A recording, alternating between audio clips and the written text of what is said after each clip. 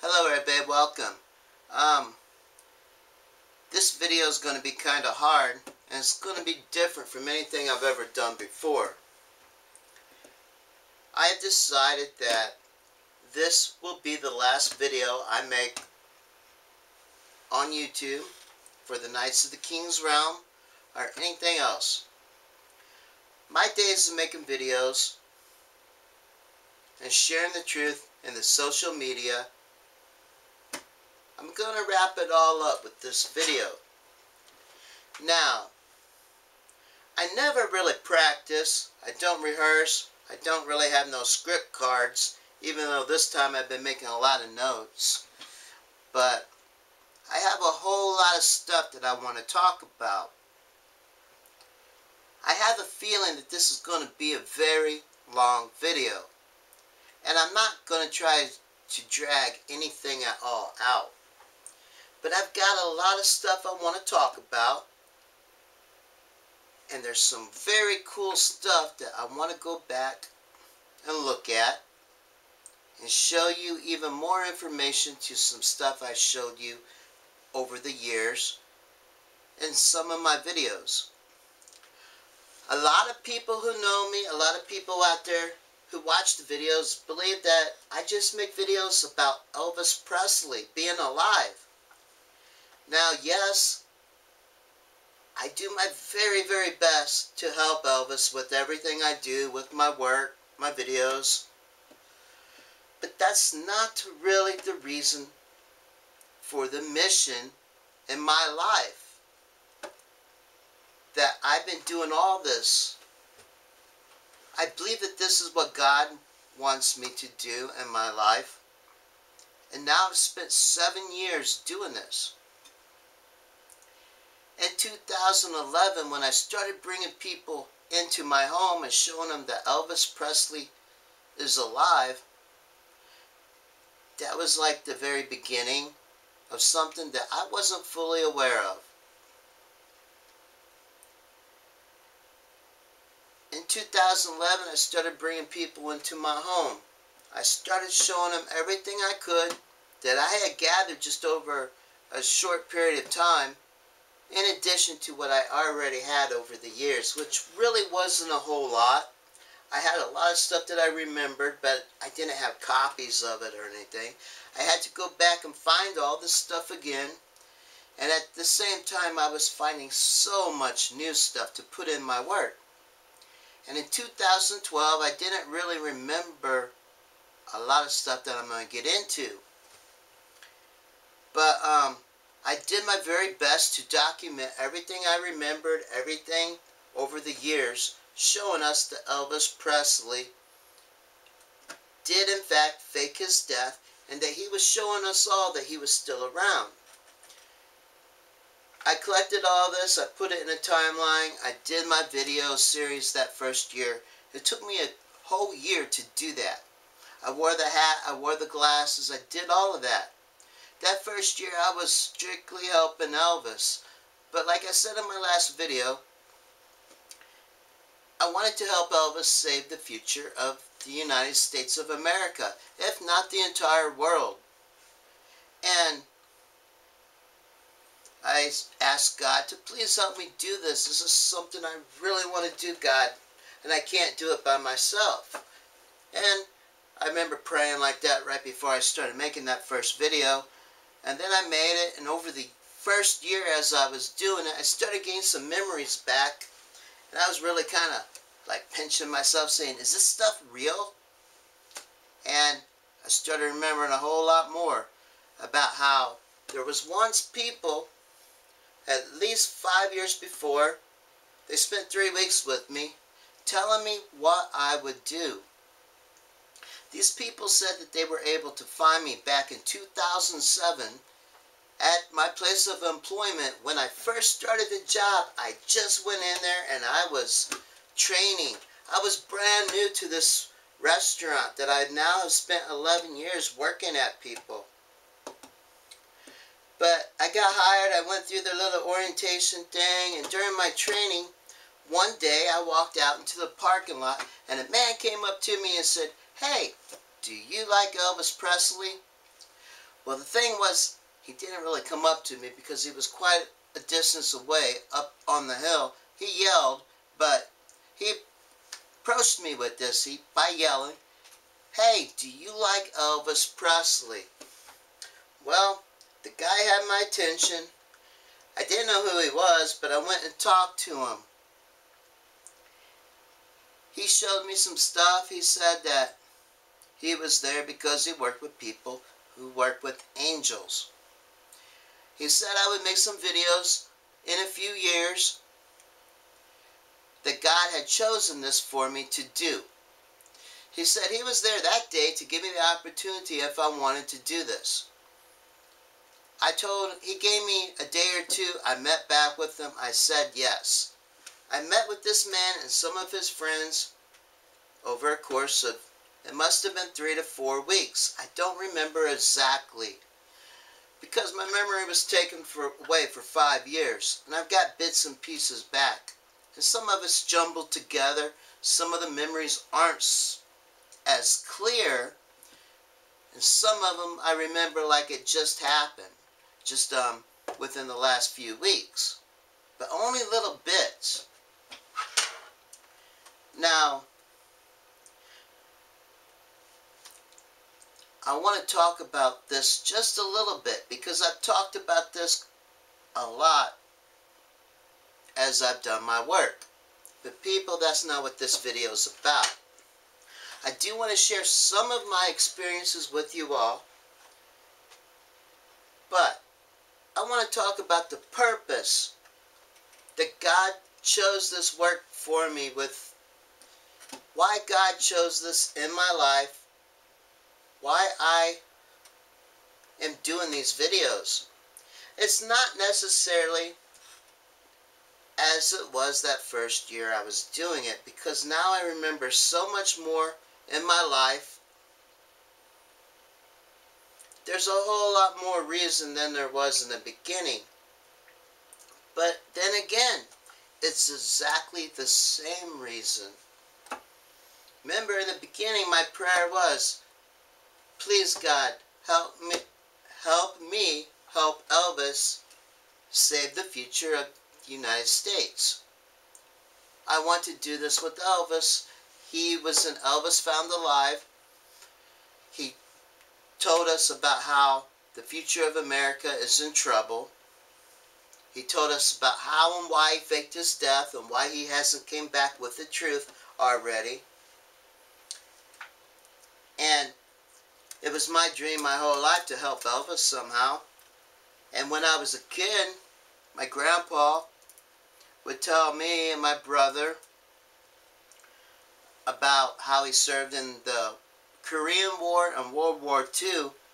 But he told us, and he always installed in us, how important it is to stick up to protect your country.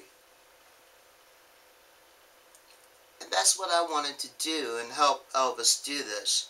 And today I believe God has helped me more than I ever even could have comprehended that night when I said that prayer. But, you know, again, this video I believe is going to be very long, but it's not really about me, because there is so much that I want to share with you all. And it's about why I believe God gave me this mission, and what the plot, the purpose of it is, and what it is I am actually trying to do here. And people, there's a whole lot more to it than trying to show the world that a rock star that just happened to be my hero from the time I first saw him on TV at the age of 3, all through my life. He was like a rock and roll Superman. And at that time in my life, I never really had any connection or encounters with music. And that music that they were playing that night when they did that Hawaii concert that was broadcast live on TV around the world by satellite, for a 3-year-old kid, I went wild. And I always remembered it my whole life like being struck by lightning. Well, now I remember I actually had an encounter that night with, I always looked at them as God's people, but I've only got the memories of this back since I've started this work over the years. All my life I remembered the Hawaii concert like being struck by lightning. To now, I remember there was just a little bit more. I had some angels, but I don't know if they were angels because they didn't look like angels. They just looked like people, kind of like God's council or something. Some representatives maybe. I don't know. But that's not what this video is about either. But these spiritual beings have been a part of my life. My entire life. And I've been unaware of it all. 2007 was the last time I really remember these people showing up and teaching me. Now, they didn't teach me what to do. They taught me what I had already done in their time. They told me that they come from a time that they already watched me do all of this. They weren't there telling me what to do. They were telling me what I had already done. They spent that period of time with me riding around in these cars. Now, they were real people because we rode around in these stretched cars, kind of like you imagine limos with stretched seats in the back and all that. I don't know if they were limos or what kind of cars they were, but they had the doors that open up on the sides and, you know, the stretch sedans or couches in the back type cars. I remember one time we even got pulled over by a cop, a police officer. I guess maybe cop, something's telling me now that's not a polite word to call a police officer. I don't know. In my town, I come from a small community shot with a cop. If anybody takes offense to that, I'm sorry, but that's not what this video is about either. But I have all respect for police officers and the police, and I do my best to follow the law. I even wear my seatbelt. And I do believe that marijuana should be legal. I don't necessarily smoke marijuana all the time, but I definitely cannot say that I don't smoke it. I share the truth, people. It's my belief that marijuana should be legal worldwide. And I believe everybody should have the right to grow it in their garden. And my belief for this is not so anybody can smoke it and get high. But if you want to, good. It relieves pain. It helps you relax. Kids, going out and partying ain't the thing, but it's safer than alcohol. But when you're older, you got aches and pains, you're sick, I believe people should have the right to use this to help them with certain conditions. And also, if you cook the plant into an oil and do it right, smoking it ain't going to do this. But if you cook that plant and you use it as a medicine, it will cure many diseases such as cancer, help Alzheimer's, diabetes, and the list goes on and on and on. Research it. Research Rick Simpson oil. Is this a conspiracy theory? No, I do not believe so. People go to California to get the medicine that they need because it's illegal in their state. We live in a society where it is perfectly acceptable for people in power to let people die of disease when there's something that could help them and in many cases save their life. and a medicine that can be grown in your garden, and you don't even have to have a whole lot of money to do this. People should have the right to be able to take care of themselves and not rely on pharmaceutical companies for every single thing. That this plant and other remedies that people don't know about, which whatever, I don't know a lot about a whole lot of things, but I know this Rick Simpson oil needs to be looked at worldwide.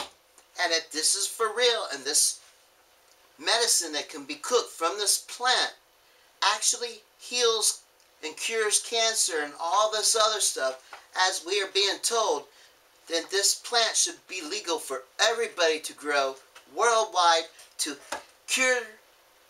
It would be a cure for cancer. We would stop having so many people lose their life to disease. And anybody in power that lets this go on, you are all in the wrong. And please, look at the situation and let people have an opportunity to live instead of dying when it is unnecessary. Just because some people are going to smoke it and get high. There's going to be a lot of people who smoke it and get high. And I will probably smoke it and get high several times in my life before I leave this world. But I don't do that a whole lot, especially here lately. But I will say this. I don't drink alcohol, and that I do drink a beer every few months or so just because I get that urge for a taste of beer. I think I made a video, I know I made a video where I drink a beer with you all. That may be in the... I probably haven't had 5 beers since then. Seriously, people. Alcohol's not my thing. But either is getting all intoxicated either. But to be able to cure pain at the end of the day after work and be able to go home and go to sleep, everybody should have the right to do that. Alright, let's get that out of the way. Now, that's not what this video is about.